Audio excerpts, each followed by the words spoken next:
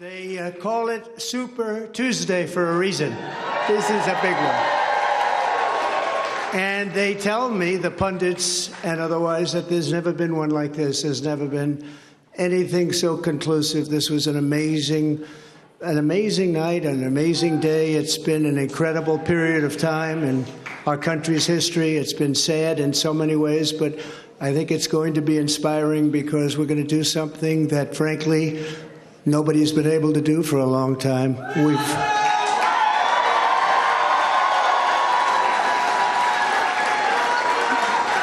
We've watched our country take a great beating over the last 3 years, and nobody thought a thing like this would be possible. We wouldn't have Russia attacking Ukraine. We wouldn't have Israel being attacked. Iran, as you know, was broke. When I was running things, they were broke. They didn't have money for Hamas. They didn't have money for Hezbollah. We had no inflation. Inflation is destroying the middle class. It's destroying everything. Inflation, if you look back over the history, hundreds of years back, inflation is called a country buster. And that's what it's doing to our country. What's happened with inflation has been unbelievable. A lot of people say, a lot of experts have said the stock market's the only thing that's doing well, and that's doing well because our poll numbers are so much higher than Joe Biden's.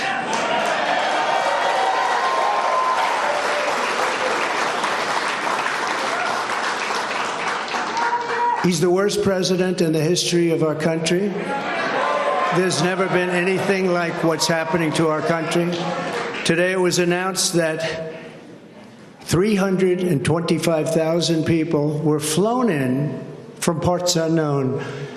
Migrants were flown in, airplane, not going through borders, not going through that great Texas barrier that I was with the governor of Texas, Greg Abbott, the other day, and we were looking at the job they're doing. But in the meantime, they're pouring into California and they're pouring into Arizona because those governors aren't doing anything. They're doing nothing.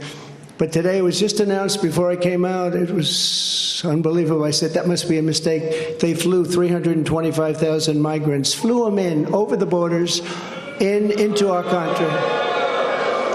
So that really tells you where they're coming from. They want open borders, and open borders are going to destroy our country. We need borders and we need free and fair elections, or we don't have a country. This is an incredible group of people. So many celebrities that I'm not going to introduce any because I'm just going to get myself in trouble if I do that, because I'll leave out most of you. But this is a room chock full of incredible, talented people, like some of the guys standing right in front of me, right? Big futures, big, fat, beautiful futures. Oh, I'd love to be your age. I'd pay you a lot of money to be your age. But we have some tremendously talented people in this room, including tremendously talented political people that have helped me right from the beginning. We had the safest border in the history of our country. We built 571 miles of wall.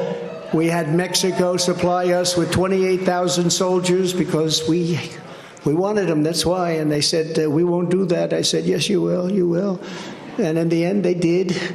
It was an easy negotiation, but we had the safest border, the best numbers we've ever had, and now we have the worst numbers probably in the history of the world.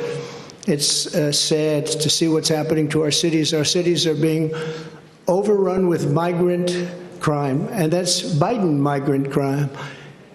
But it's a new category of crime, and it's violent, where they'll stand in the middle of a street and have fistfights with police officers, and if they did that in their countries from where they came, they'd be killed instantly.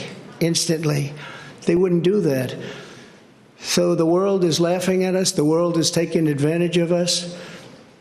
3 years ago, we were at a level, we were energy independent. We were going to be very shortly energy dominant, and today we're getting oil from Venezuela. Can you believe it? And we're doing numbers on that oil. You know what we're doing? We're refining the oil. We have our refinery for that oil. It's really, I call it tar. It's not oil. It's terrible. We have real stuff. But we're refining it in Houston. So for all of the environmentalists, you ought to look at that, because all of that tar is going right up into the atmosphere. You just ought to take a look. It's the only plant that can do it. We have the only plants that can take tar and make it into oil, and that's what it is. It's a shame. But we were energy independent. We were going to be energy dominant. We were going to be supplying oil to Europe, all over the world, and then a tragic thing happened during the election. It was a tragedy, because you wouldn't have, think of it, all of the problems that you have today, I don't think you would have had any of them. You'd only have success, and that's what's ultimately going to unify this country and unify this party. We have a great Republican Party with tremendous talent, and we want to have unity, and we're going to have unity, and it's going to happen very quickly. And I've been saying lately, success will bring unity to our country, and it happened before. We had the best economy our country's ever had, and people were calling me that I would have said will never happen. It'll never happen. They wanted to get together African American, Asian American, Hispanic American, women, men, people with diplomas from the best schools in the world, and people that didn't graduate from high school. Every single group was doing better than ever before, and it was a beautiful thing. Our country was coming together. Our country was coming together. And now we have a very divided country. We have a country that a political person uses weaponization against his political opponent. Never happened here. It happens in other countries, but they're third world countries. And in some ways, we're a third world country. We're a third world country at our borders, and we're a third world country at our elections. And we have to stop that.